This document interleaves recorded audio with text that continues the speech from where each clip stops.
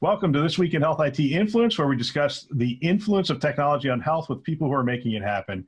We are the fastest growing podcast in the health IT space. My name is Bill Russell. We're covering healthcare CIO and creator of This Week in Health IT, a set of podcasts and videos dedicated to developing the next generation of health IT leaders. I only say that before every episode. We're on episode 93. You would think I'd have that down by now, but still struggling with it. Anyway, this podcast is brought to you by Health Lyrics. Have a struggling healthcare project? You need to go well. Let's talk. Visit healthlyrics.com to schedule your free consultation. Today, we're joined by a successful health technology entrepreneur, Charlie Lougheed, former co-founder of Explorers, which sold to IBM, and now off on another adventure. Good morning, Charlie, and welcome back to the show, I guess. It's been almost a year. Yeah, hey, good morning, Bill. Great to be here. Man, it has been a year. Has anything changed since the last time we spoke? I got more gray. Let me think here. I got a kid through college. Major stuff like that, I guess. Wow. No, but, yeah. You got a kid. Had a lot of fun this past year. You got a kid through college? Yeah, I want to graduate. She just graduated, so we're excited. Wow. Now, are you one of those people? So my dad was one of those people who was like, hey, when you graduate, you're done. Get out of the house. Now, my son still lives with us, and he's been graduated for a couple of years now. So are you one of those, kick him out, or are you one of those, hey, come on back and live here for a little bit? Well, she wants to get out there pretty fast. So we're working on, she's working on college, on career plans and what she wants to do next. And she's got a pretty good idea. I think right now she's really looking at cities. Is it Cleveland or Chicago, or is it West Coast? We'll see. But, it's an exciting time. I remember that. It's a little scary, too, when you go from college right into the real world. I'm not sure all the universities really prepare kids for that. I'm not sure you can. So it's a little bit of a shock to the system. I think we see it in a lot of other parents' kids, and so it's going to be exciting though. The world of opportunity is so much different than when I came out of college. You look at how much things have advanced. In some ways, it's a little bit of a scarier world, particularly with automation. But in other areas, it's just like there's a whole new realm, particularly around things. We're going to talk about blockchain today, but things like AI and automation in general. So it's going to be pretty neat for her, I think. Yeah, no, that's exciting. It is an exciting time. Did she take after you? Is she a technologist, or is she in another field? She's entrepreneurialism. That was her major, or one of them. But she is really not focused on technology. It's funny. I mean, she's technology savvy, but she does not. She doesn't want to be a nerd like your dad. That's okay. I'm fine with that. That's fun.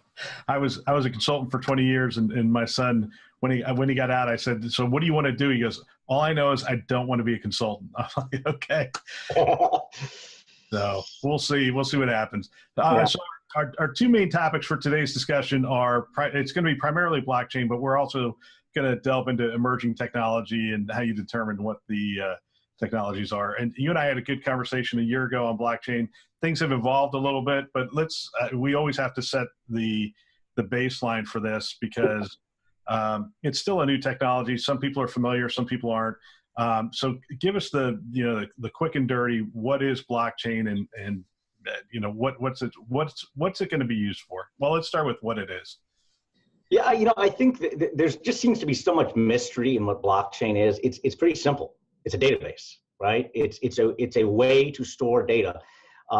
What's even more interesting about it, I guess, maybe less interesting, is it, like in earlier database, quite a while, you've been able to take a database and update it, make updates to not just inserts to tables. Blockchain isn't like that. Blockchain is basically like a ledger. It says, okay, I'm going to allow you to write an event, and I'm going to store it. And the technology is such that it provides the ability to track among multiple nodes whether or not that data has ever changed or been modified or tampered with.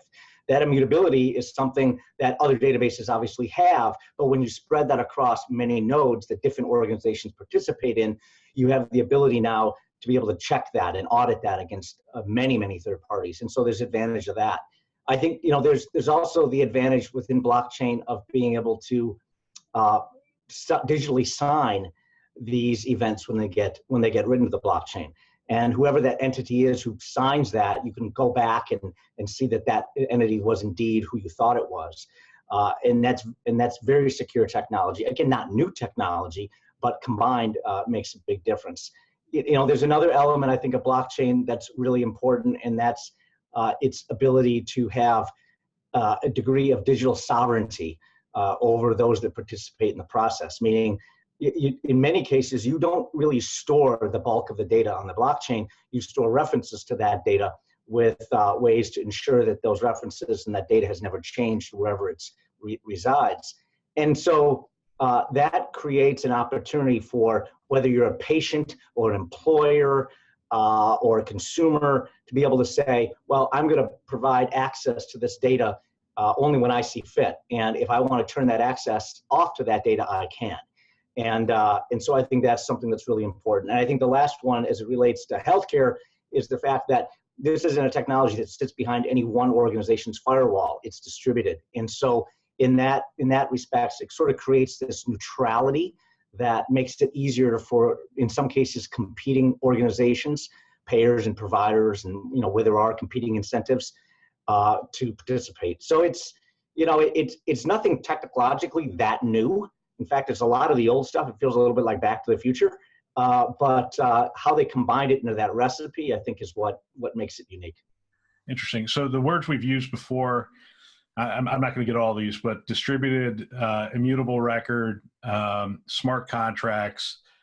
You covered maybe a couple others that I may not have there, but those are the three main ones. Are there other attributes of blockchain? Well, I mean, I think it's the thing that what people always think of is the digital currency component of it. You don't have to have a digital currency to have blockchain. In fact, a lot of the implementations that we're seeing don't even involve a digital currency. If it does, it's way behind the scenes and nobody would ever know it's there. It's just for transacting behind the scenes. And the other area you just mentioned, Bill, is smart contracts. You don't necessarily have to have smart contracts. In fact, you can run a lot of your smart contracts off the chain if you want, or your business rules, if you will. But in some cases, it does make a lot of sense to have that smart contract run on that chain. And that's where I think, you'll see a lot of different implementations of it, where you have very lightweight, smart, but simple contracts for everything from consumer to having smart contracts that are smart enough to know, okay, if one autonomous vehicle passes another vehicle and that other vehicle pulls away so it allows it to do it, there's some kind of a transaction fee that goes to the vehicle that yields, and that's just another good example of an interesting smart contract. So, but they're still in their infancy. Smart contracts, once they get running, it's pretty darn hard to stop them. And in some cases, if they're not developed properly, they will go on forever. So you have to pay attention to them, and I think that's why the whole industry is just taking one step at a time with smart contracts. That's interesting. So, and the other thing, digital currency kind of almost confuses the issue. I mean, it gets so much press around this that people think, well, we're not going to accept Bitcoin at our hospital. It's not that important. But there's an awful lot of use cases in healthcare, and you and I went back and forth a little bit on the last time you were on the show, and I think things have matured maybe a little bit. Where do you think blockchain has the most potential near term and long term within healthcare? Yeah, I think one of the areas that we're most excited about is what we call digital proof or digitized proof. It's a big challenge in really every single industry, not just healthcare. So let me give some examples. For thousands of years, business has been transacted based on one entity makes an assertion about something, another entity has to accept that assertion. Now, in many cases, a third party comes in between them and verifies that. And that's something that you see a lot of in manufacturing, in transportation and logistics, in financial services, and you also see it in healthcare, particularly around credentialing, and for that matter, any kind of claims remediation. So this process has been going on a long time, which I think is something that's interesting. So, as we look at that, though, that process is very expensive. In healthcare today, your typical health system will take anywhere between 90 to 120 days to get a practitioner or a physician through the entire credentialing process. While a lot of this has been automated and systems like MD Staff and Morrissey and others have made the process move smoother, there are still the external third parties that in many cases have to be waited upon to be able to give that affirmative answer that yes, that physician worked during these time periods, or yes, that particular credential has not been revoked, has not been suspended, or whatever it might be. And what's interesting in healthcare is that can cost a lot of money over time. There's not only the wait time, the operational cost time, but as healthcare becomes more and more scarce because of the supply and demand issues, we're going to see the need to be able to put a physician or any practitioner for that matter into a billable position as quickly as possible, because time is money. And with an average physician, when an average physician bills around $7,500 a day, that adds up pretty quickly. And so we think there's a lot of money at stake. It's interesting. These are the kinds of things that are beginning to bubble up to the CFO office as they look at ways to drive better margin, particularly as they sort of get squeezed from the payers, and in some cases rightfully so, right? Because we need to figure out how to reduce costs. But administrative is a big component of that, arguably a quarter to a third between waste and administrative. And blockchain, offers a big opportunity to correct some of that. Yeah, so that's interesting because a lot of times when people talk about blockchain, they talk about disrupting healthcare, but you're not talking about disrupting healthcare. You're talking about taking an existing process, an existing system within healthcare, and making it much more efficient and really streamlining it and reducing the cycle times to get a physician active within the system. Yeah. I mean, exactly. I mean, I think it's always, I think the media looks at this and says it's always sort of sexy to talk about how blockchain or any technologies can completely change the way we do things. The problem with that, especially a new technology that's got all this sort of baggage around it right now with some of the negative press around cryptocurrency, which again, you don't need cryptocurrency for blockchain, but it's still there, right? The technology hasn't been fully proven in production environments yet. So to take a technology and completely disrupt an industry as large as healthcare is something, it's kind of like the third rail. Like nobody wants to touch that right now. But if you focus in blockchain in areas where everybody's suffering, right? And I gave the example of credentialing, that's one of them. I think to some degree you have supply chain challenges, you have claims verification challenges. These are things that cost everybody money, and in some cases limit access to care. I think in those kind of situations, those win-win, you'll see it adopted more frequently. And again, there's not a lot that's revolutionary about that. It's just making the existing process move faster. Do you think we'll see? So, I mean, you talked about claims, you talked about supply chain, you've talked about credentialing. Do you think we'll see anything in the area of data exchange and identity management, or is that one of those things that's pretty far off yet? No, I don't think it's going to be that far off. I mean, I think you have to. I think we do have to accept and take our lessons from the past with regards to HIE and the challenges that health information exchange has brought to the industry. And so they are out there, right? There are obviously some good examples of HIEs in certain regions where it's worked, but it's because of a lot of cooperation. There wasn't a business model in a lot of cases, or a limited business model around that kind of exchange. But I think that's going to begin to change over time.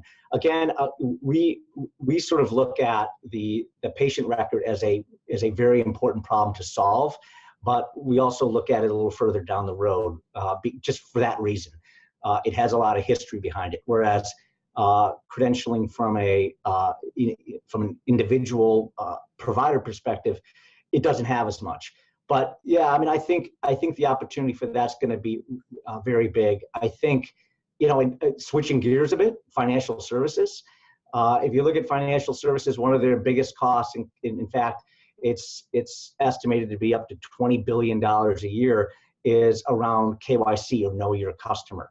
These are federally mandated regulations as it relates to understanding everything about the parties that are transacting. And in some cases where you have complex corporations or LLCs, it can get even more complicated and obscure. And so that process of adhering to those money laundering rules around knowing your customer is something that industry is struggling with. Well, if you think about it for a second, it's not all that different than a medical record that's passing between different entities and be able to know that information, whether you're on the claim side or on the care side. So I think one of the things that's always interesting is we're beginning to see multiple industries have this problem. And when that happens, you begin to get economies of scale. And that's one of the areas that I think, we as an organization are most excited about right now. That's interesting. So, this is a new technology. So you have a lot of players sort of running at this space. And I did a little research prior to coming on the show. And there's, maybe 20 or so. And now Axuall, Axuall, which is the company that you founded and you're doing some work right now. But you have big players. You have IBM, you have Microsoft, you have some startups that have been doing this a while, like PocketDoc has been doing this for a while, and some others. Give us an idea of the different approaches that the providers or different approaches that you're seeing in the industry, in the healthcare industry from these providers. Yeah, well, I would tell you that we're not seeing widespread distribution or use of the technology yet, but we are beginning to see a lot of programs and pilots begin to form, and with some big names behind them. One good example is the Synaptic Network that's led by United Health. Optum, I believe, is engaged with that as well. You've got Humana in that. You've got Ascension has announced that they're part of this. They're looking at how do we solve, again, some of the issues related to providing provider directory information to make the process of selecting a physician and, for that matter, managing some of the administrative components around it easier. You see IBM and PNC Bank, which is an interesting combination. I think Anthem is in that as well. And they're focused more on the transactional side. How do you streamline or in some ways change the revenue cycle process for both large and small health systems? Because we know that's a challenge for many. So, you see that. You see some pure plays coming in the space. You also see real pure plays, right? They're coming in from outside of healthcare. They're trying to apply this technology. In many cases, it's open source, which I think is a good thing because it does provide technology that we frankly are leveraging some of that, and so I think, but it's still very early days. It's going to take some time to flesh all this out, but just like everything else, I mean, this is technology, right? This is in our first phase. We'll see how things evolve. I would tell you the thing that I've always felt is critical, though, at least in certain industries, and healthcare is by no means immune to this, is that for these solutions to really work, you have to have very strong subject matter expertise. Because the way that these things are done, the regulations around it, the sensitivity of the data, and just understanding the workflow is not something that a pure blockchain company out of Silicon Valley is going to be privy to or understand. So those partnerships with these entities, these customers, I think is going to be absolutely critical. I think the leaders that are going to emerge out of this are going to be the ones that start from the beginning with a focus on a strategic relationship with its early customer base. Yep. So, this is your second time through the rodeo here, and I'm going to a little higher level because I know you can't talk about in specifics some of the things you're doing. But give us an idea. So you have this new technology, and you're trying to find where it best applies within healthcare. What does it look like? I mean, you find a couple partners, you work with them, and you do some pilots, and you figure it out. I mean, what at that level, at a pretty high level, if somebody is an entrepreneur, like your daughter finally says, hey, I want to do, I want to do AI in healthcare. I mean, what's your coaching for her? Is it the first step to find partners, or is the first step to find a handful of solutions? Where does she start? I think that's a great question, Bill. I think you have to, at least my experience, right, is that you need to parallel path. You can't just show up to a healthcare system and say, hey, guess what? I'd like to be an entrepreneur. Do you have any great ideas that I can spin out and that you'll buy, right? They'll likely look at you and say, okay, well, why do I want to do that? Or if anything, it's likely that you're not going to have much of a leverage position or opportunity to really be seen as a partner on a level playing field there. So I think you got to come to the table with some experience. If you don't have that, we didn't have that with Explorus in healthcare. We had no experience, right? But we had at least the experience of big data in telecommunications and broadband at a very large scale. So and they were having some problems that were somewhat similar to what we had solved in the past. So we were able to at least create that connection, that bridge. And I think that's going to be really important, because you got to put yourself in these organizations' shoes. They're approached by some tech person that says, "Hey, blockchain is great. I think it can change the way that you do your operations," and that's going to come under some degree of you're going to be a bit skeptical of that by nature. I think for the health system, so I think it's really important that they look for individuals and organizations that have, not just from within, but also outside in their local region, who have been able to demonstrate ability to learn fast, to adapt, to partner in a way that isn't about, okay, we'll learn everything about your technology and your process, and then see you later, right? You've got to hold that partner all the way through the process and see that they win on, if it is an exit, that they win on that exit, that health system. So I think it's a parallel process. I think you gotta look at it from both perspectives. And I'll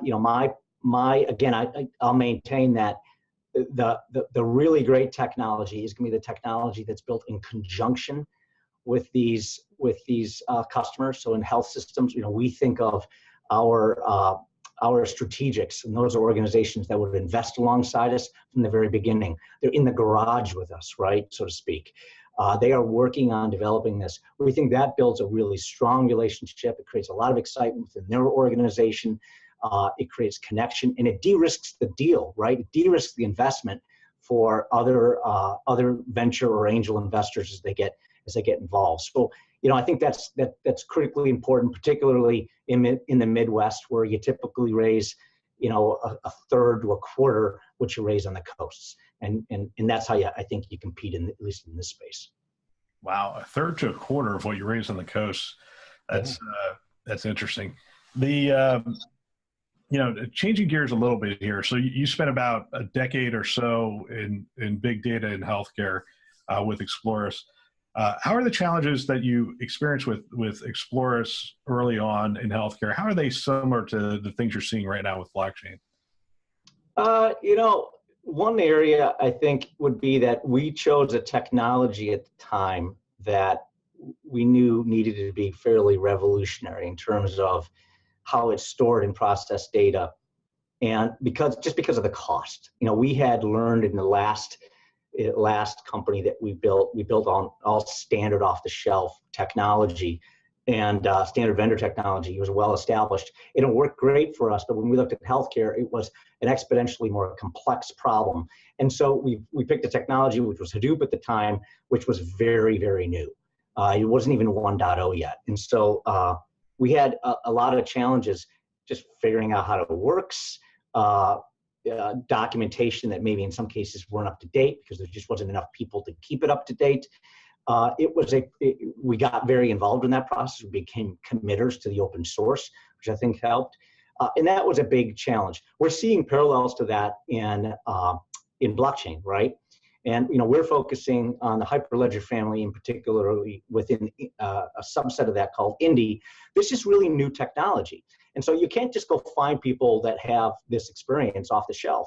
You got to find people that have the ability to adapt to this, that can see and understand and connect the dots quickly. And a lot of times that's folks that have a very strong computer science background to bring together on that. And so, we certainly see that parallel. But the other parallel we see at the same time, so that's the challenge. The other thing is you tend to get really interesting people that are excited about this really new stuff that want to come work with you. And especially if there's a cause, or especially if there's an opportunity to do something that really matters. You look at access in healthcare, it's a big, big problem, and we're going to help solve this. The elasticity of workforce across the board is a big challenge. You look at freelancing, right? Today